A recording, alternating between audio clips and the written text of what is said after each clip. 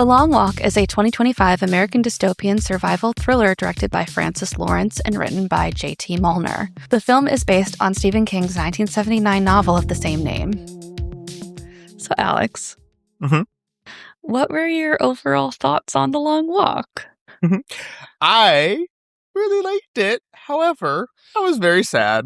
Yeah. Like, the whole time. It's fine. Right? You know, it was not miserable in any way, shape, or form, you know? No. It's a feel-good film. Yes, exactly. I felt very positive leaving, and not that we were all spiraling down into this situation.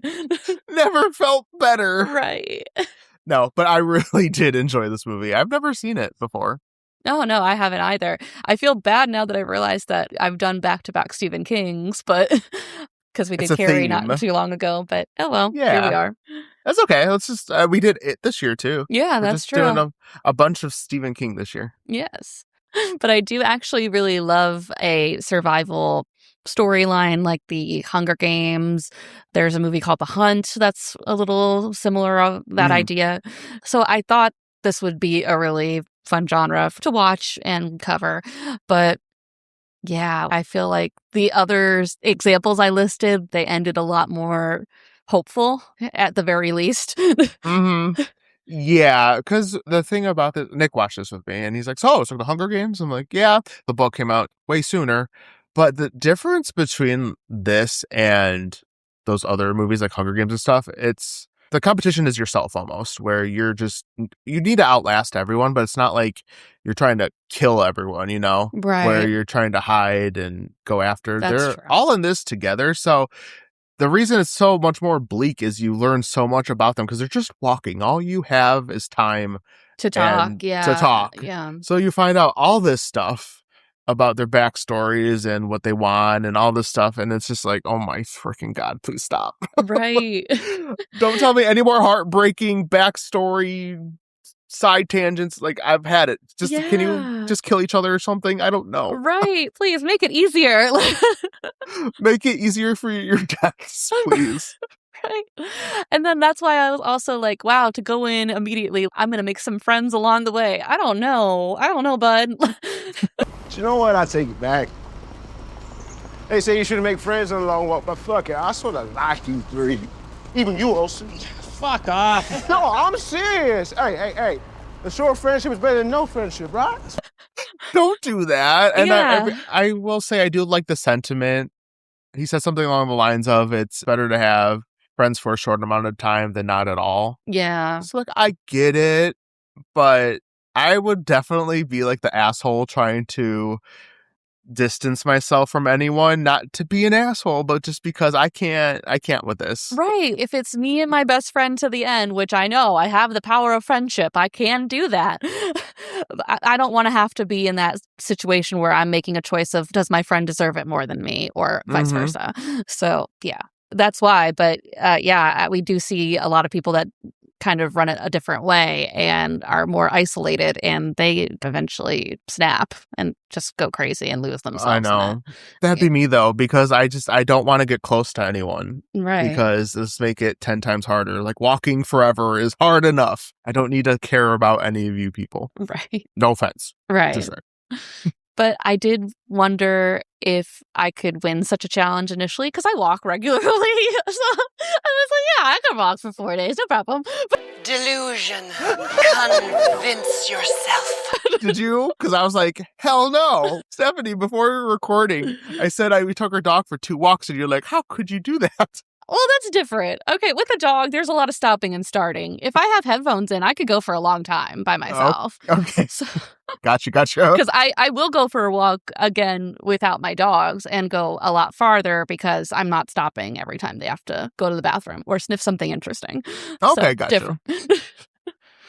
I got you.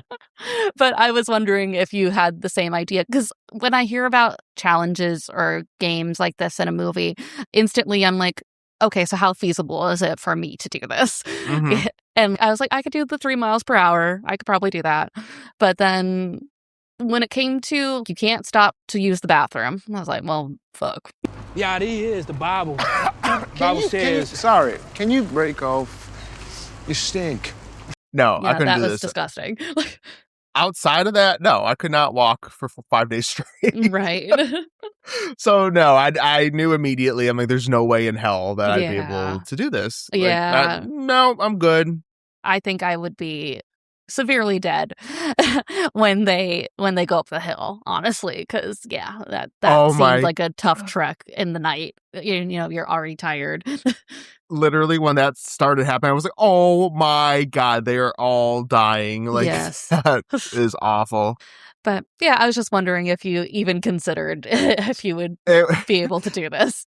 I think as the thought was crossing my brain, the answer also happened at the same time. Like, no, No, it's not probably possible. not. I'm not doing this. Mm-mm. I also wanted to know if you like the main group of boys, our four musketeers, so to say, Ray, Pete, Olsen, and Art. Yeah, truth be told, to varying degrees, like is a strong word when I say I liked all of them. I think all of their characters were interesting at the least. But yes, I did like all of our more main characters. I thought they were all had their little bit of different personality and stuff that made them stand out. So yeah, I liked them. What about you? I did too. I almost thought Pete was a little too perfect, though, because he was kind of like this shining beacon of positivity all of the time, and Ray really relied on him. And I was like, man, Ray's technically our main character, so if Ray beats Pete after Pete has supported him throughout this whole challenge and has always been like, no, I don't need to sleep, you lean on me and you can sleep while we walk, I would feel like that was very unfair. Yeah. It was at that moment I said I'll always choose to find some light in all this fucking darkness. Because what's the point of a second chance if not? But I also wanted to say that Pete was almost so positive and perfect in that way that I was half convinced that he was a figment of his imagination. Okay. But interesting. What about you? Once we kind of got to know Pete a little bit more, I was like, he's the one that's going to win this. I think we focus on Ray. I have a feeling it's going to be like one of those, okay, we're going to switch to subvert him. expectation. Yeah, it didn't bother me that he was so positive, especially when we get that explanation about his backstory and stuff. I'm like, okay, well, it's a little much, but it makes sense to me. As the movie progresses and he just keeps becoming the person everyone relies on to like get through this, especially our main character, I'm like, he's going to be the one to survive at the end. And lo and behold. Yeah. So I think for me, it was obvious. I think maybe it's not really criticism, but I was calling things as they were happening. Okay. I'm like, this is going to happen. You know, sure shit, it happened. But yeah, I could definitely see your point of Pete was a little too perfect. Yeah. I mean, I was happy he won instead, barring what happens immediately after. But I feel like he was more deserving compared to Ray. Ray was fine, but I didn't think like Ray deserves all of this kind of thing. Yeah. But I did think just because we were following Ray in the beginning and we saw all of his flashbacks that he would be the winner. Yeah. At first, I would have been like, yeah, he's winning, but as the movie progressed, I'm like, no, it's not him. Yeah. Funny enough, though, in the novel, Ray Garrity becomes the last walker standing after Stebbins collapses, but his victory is bittersweet. Mentally and physically broken, he appears to hallucinate a figure ahead and thinks that there's still more walking to do, so it leaves his fate ambiguous because he just says, I gotta keep going. Someone stop him. Right. It's over. Excuse me. Someone tell him no more. Like, you're good. And they changed that because they wanted to highlight the bond between Garrity and McVries and to give the story a more emotionally satisfying conclusion for film audiences. I don't know if I find that satisfying. Okay, here's the thing. I was so pissed. Okay, so Pete wins. I literally said out loud, I'm like, if he asks for that goddamn gun, I'm going to be pissed. Right. And he did. And I was like, no. Yeah. No. It's so ironic, too, because right before they kill Ray, Ray's like, you deserve it. You have the vision or whatever. Like, you know what to do with the winning rather than what I was going to do. But somebody said over time, they sort of have switched characters in a sense or switched motivations. Maybe if Ray would have won, he would have done what Pete would have wanted. So vice versa Maybe. when Pete won. Maybe. I don't know. It just made me mad. I was like, no. And I understand the idea behind that, but it felt like it could have ended at a higher note, like some hope, and then it just felt like it. Well, never mind. Like, Yeah. we're just gonna go for the vengeance. Like, Yeah. uh, Damn. literally. I was like, oh. I was being overly positive and thinking it might be the change that they needed, sort of like when Katniss takes out Snow in the Hunger Games. Yeah. But there's still obviously more people also in the Hunger Games too to consider to take out when trying to change the world on that scale. And do you think he was killed, Pete? Because we just see him walk off into the distance. I'm assuming they probably did. Yeah, because he was standing in front of a tank and there was definitely a crowd right in front of him. It just kind of seems like everything fades as if he has been killed and now They he's... don't really show it. Yeah. Yeah, they don't. But everyone kind of fades away, so I assume it was just that instant that he was gone. Yeah, that makes sense. I don't know. The ending bummed me out. I mean, the whole thing bummed me out, but that really bummed me. Yeah, especially when, like, he says, I think when he's explaining his backstory that he's been walking all his life. So to die and then be like, I'm just going to keep walking. No. No. Sit down, please. Just Right. take it out. When we messaged, you mentioned that you only cried a medium amount. What did you deem as the most emotional moments? All of it. I don't know. It was anything with the mom. That was a lot. Like when he ran up to her. Yeah, and he's during so the walk, desperate to I'm just stop. Baby, you're... I'm so sorry. I'm so sorry. You know I'm sorry. Please, I just want to hug you. Please, come on. Just a hug. I know I felt I'm so sorry, Mom. Keep walking. It's okay. It's okay. That was a lot. Even our more villainous walkers, like Gary, like I still felt bad for him. Like, right. he definitely wasn't good. I think in the novel he's more sadistic, but they even did a good job making him sympathetic to a degree. Yeah. At least understanding a little bit more, like, mentally what's going on with him. Because I think that's probably the root of it, that there is some sort of underlying mental illness that isn't being treated, and that's why he's acting out the way he is, and obviously it's just not congealing with the group vibe here. Right. I mean, you could just tell he wasn't an outcast, had no friends or anything like that. So, I mean, yeah, put him in this situation. Yeah. Like, it's just going to exacerbate it because, like, this is a situation where you almost do need friends to get you through. Yeah. So, I don't know. It was all just a lot. Yeah. I will say for me, the more emotional moments was watching, like, Ray and Pete's faces when they would hear gunshots go off behind them. Like they'd hit a particularly hard stretch or, hear people screaming because the one kid that wanted to write a book about the long walk, I don't know how he managed, but after they walked uphill, he had broken his ankle.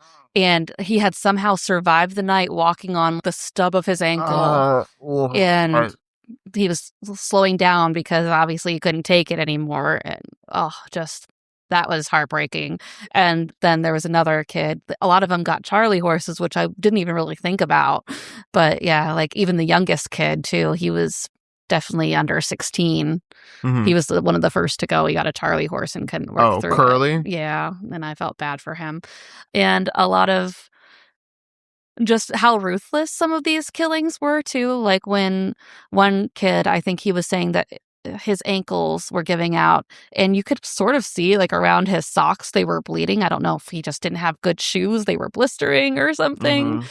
But he runs towards the tank, he falls, and they just run over his legs, and then they still give him the count to get up.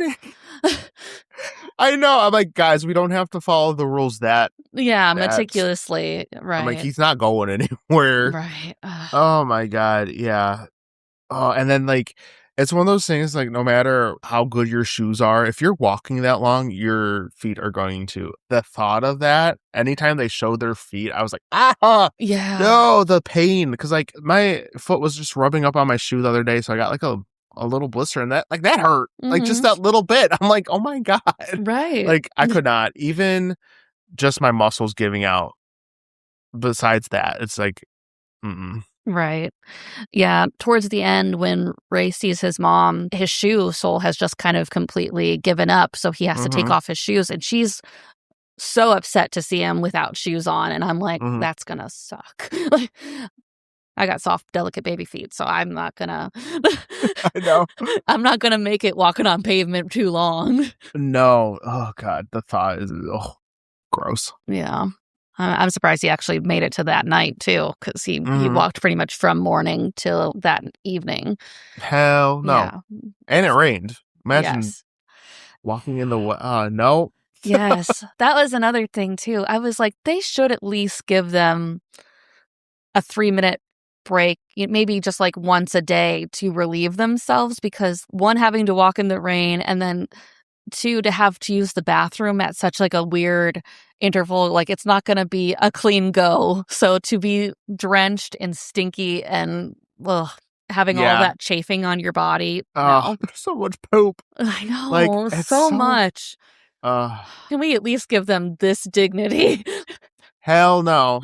I was wondering, though, like maybe it would last a lot longer, though, if they were given a bathroom break every once a day or something. But man, I don't think they want it to last any longer, honestly. Exactly. They're just like, you're walking. Once you start, you are not stopping. Yeah, exactly. Did you have any issues with the movie aside from it being a total bummer? Like things I didn't like about it? Yeah, things Or, that you were like, oh, that's weird. Like for my examples, I put the Stephen King dialogue. Sometimes it's a little clunky because I was like, I really love this story aspect. But then when I hear the Stephen King dialogue, I was like, this doesn't make sense. I don't know. It wasn't the worst, but sometimes it was like, oh, I'm going to fuck your face off and all that kind of weird shit. Like weird stuff that they say because they're boys being boys and all that. Fair enough. That specific example didn't bother me at all.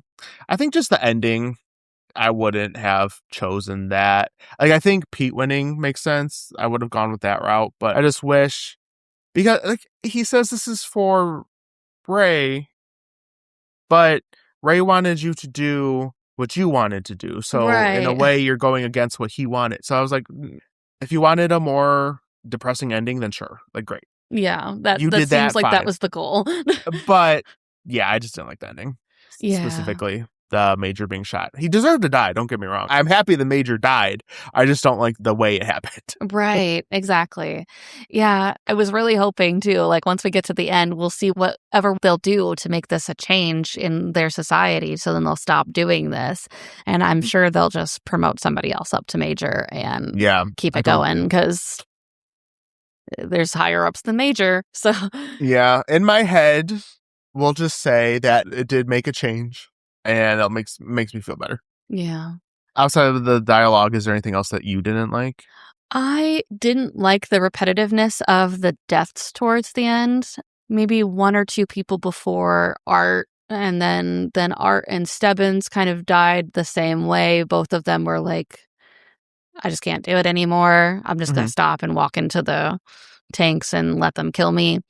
And I don't know, it just became visually stagnant to me. Okay, that's fair. I could see that. Yeah, and especially since they're more of the characters that we took to the end, I figured it would be nearly as painful as watching Olsen die, because that was traumatizing. Second warning, 6. No. Wait. Come on. Why'd you do this? Warning, 47. I did it wrong! I'm sorry! Yeah, when he was calling for Art and stuff. Yeah, and they just let him wrong. bleed out? Like, Oh, buddy. No, you did your best. Yeah. And I felt so bad for Art, but Ray was right. He's dead. Like, even though he's not right now, he is so dead. Yeah, he's not. No, there's nothing you can do. You can't even carry him. So that's Yeah. Yeah, that sucked. And that's another thing that surprised me again about the cruelty is whenever they had enough and tried to take it out on the soldiers, if they ran and tried to take a gun from them, they would just shoot them to wound them and just leave them there to die rather than killing them. Yeah, I mean, that makes sense because they broke the rules, so now there's got to be a consequence, but it's awful. It's just, I don't know. Yeah. There's nothing else to say outside of just how, like, fucked up this situation is. Right. What do you think the film is trying to say about competition and survival? Oh, shit. That's like a deep question. What was it trying to say? I don't know. It just feels like the interesting thing to me is, and I'll go in this a little bit in our ratings. One of them said, I think it's Pete, this is a lottery you choose to go in, but they don't know anyone who doesn't put in, right? Oh, yeah. Ray makes that point, I think, too. And then they kind of all agree, like, we don't know anyone that has been actually chosen. Everyone puts in to try to do it. Yeah, so it's that illusion of choice. Like, yeah, you have a choice technically, but do you really? Like, right. Things are so shitty that you're willing to put yourself through this to get the money and your wish. So I don't know if that really says anything about competition outside of survival of the fittest, you know? Yeah. Most frustrating thing about that contest and the winner being given unspeakable riches, too, is that maybe if we would have just broken that up amongst the public, maybe everyone wouldn't be in such a shitty position where we'd have to do this. Oh, that's weird. It almost mirrors real life. Oh, yeah. I don't know. That's kind of crazy. Yeah, just a little thing. Oh, no, maybe. Surely that wouldn't happen in real society. No, don't think about that. Right. And I just love the whole, they're doing this because people got lazy. I'm like, bitch, fuck. And we did the first long walk all those years ago to inspire and reintegrate the value of work ethic. Each year after the event, there's a spike in production. We have the means to return to our former glory. What? Right. Yeah, because that's the problem that we're facing is people are lazy. Yeah. No, ma'am. It's a really messed up idea to put into the, like, oh, yeah, everyone's just lazy and not working hard enough, so we'll have this contest to prove, like, you could do more. Yeah, well, then it's like, oh, production goes up when we see boys get killed. It's like, what? No. Well, how does that make sense? Right. Like, what are we doing here? I would bet only because those families don't want their children to have to go through it. That would be maybe the only reason that production would go up. So then they could be more successful, so then their children wouldn't feel obligated to have to go and do it. But it's not working. I know. Their brain, because everyone still does the lottery. So you being productive doesn't help you. At all. Guys, hello. Right. Like, if that's actually the mentality, you're fooling yourself. Yeah. You are being a silly, silly goose. So I just had a couple fun facts that I found on IMDb about the movie. Also, a key change from the book, the event hosted 100 boys and the required speed is 4 miles per hour, which I was like, wow, that would really shorten the length of the competition. For sure. But Stephen King suggested changing it as it seemed unrealistic for such an event. And then on August 30th, 2025, Lionsgate held a special screening where the invited audience was required to walk on treadmills at the regulation 3 miles per hour for the duration of the film, under threat of being thrown out if they slowed down. Oh my God. I could do that. Yeah, I think that's fun. Honestly, I was tempted to be like, should we be doing this on treadmills? Like, doing this review on treadmills? Oh my God. No. I'd be like, so what did you think about the movie? Yeah, it was great. Cooper Hoffman said he and his co-stars walked 15 miles a day in 100-degree heat on concrete and with no shade, totaling almost 400 miles. The grueling long takes in the hot Winnipeg, Canada sun took a toll. There was a real, when you got there and you started walking, anxiety of actually making it through the day, he added. And Cooper Hoffman is the man that played Garrity. Okay. No? Like, really? 15 miles a day? Like, I mean, I guess, yeah, you are walking when you're filming the movie, but 15 miles a day, that's... Yeah. Still grueling. Like, how do you have that much time to do that. I don't know. That sounds crazy to me. I believe him because he filmed the movie, not me. But that just sounds insane. But I mean, they really built camaraderie amongst the boys in real life because of this. And they mentioned somewhere too that they all went to Dairy Queen after filming almost every day to have ice cream. So I was like, that makes sense. Yeah. We're going to take each aspect and rate it 1 out of 3 to get our overall scary rating. Alex, what did you have? Okay. I gave plot a 2. I gave suspense a 3. I gave atmosphere a 1. I gave villain a 0. But I did give it my extra special point. Ooh, okay. I feel that this isn't really a horror film. Personally. That's the fair. situation sucks ass, but I was just sad. I was just upset. So situation, horrifying, scary. Movie itself, not so much. So Right. I did see it argue like that you could just say this is more of a psychological drama than it is a thriller. I don't know. I guess the constant threat, it has to be a little both because of the constant threat of having to be gunned down, but also the psychological trauma of continuing to the end definitely messes with you. Yeah, for sure. What did you give the movie? I gave plot a 2, suspense a 3, atmosphere a 0, villain a 2, and I did give it my extra special point. Villain, I'm surprised you gave so high. Yeah. I think it was just because, again, there's no escaping this. Once you agree to sign up, you can't just get off the road and stop. Yeah, it's one of those things when you're in it, but it's a pretty avoidable situation. I guess so, yeah. And like, to me, I don't know what you consider the villain, like the major, the government, like whatever that is to you. I felt like it wasn't that big of a focus. So I guess it that's just, true. I was like, I'm not like, okay, that's so not important to what's going on. Right. It's more of the challenge itself. Maybe I'll lower it to a 1 then. I'll make an edit there. Well, Yeah. Stephanie said, never mind. Never mind. You got points. You got points there. I make good points. But Yeah. it's like, but also you're not wrong because like once you're in it, I'd argue it's a 3. Like that sucks. Like Yeah. I would die. I know I would die. It's not happening for me. So Right. it's certain death. Yeah. I know eventually I would trip and then that would be my undoing. Like, because I'll I'd be just like, lay I here. am down. How do I get back up? Like, I'm falling and I can't get up. right. But the atmosphere, I couldn't really say was playing into it because it's just such a long stretch of road. It doesn't add anything because it's more or less the company that they're in, surrounded by tanks. I can't really say any much of the atmosphere is working for me.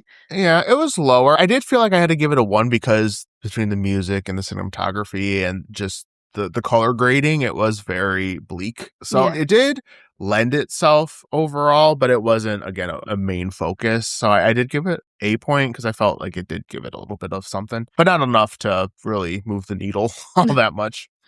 All right. Well, fair enough.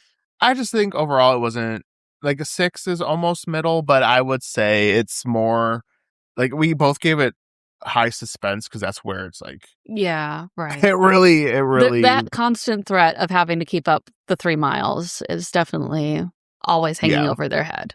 So I would say it's slightly a thriller, but more to your point, a psychological drama or something like that. Yeah. They did bring up a good question, though, I wanted to ask you, too.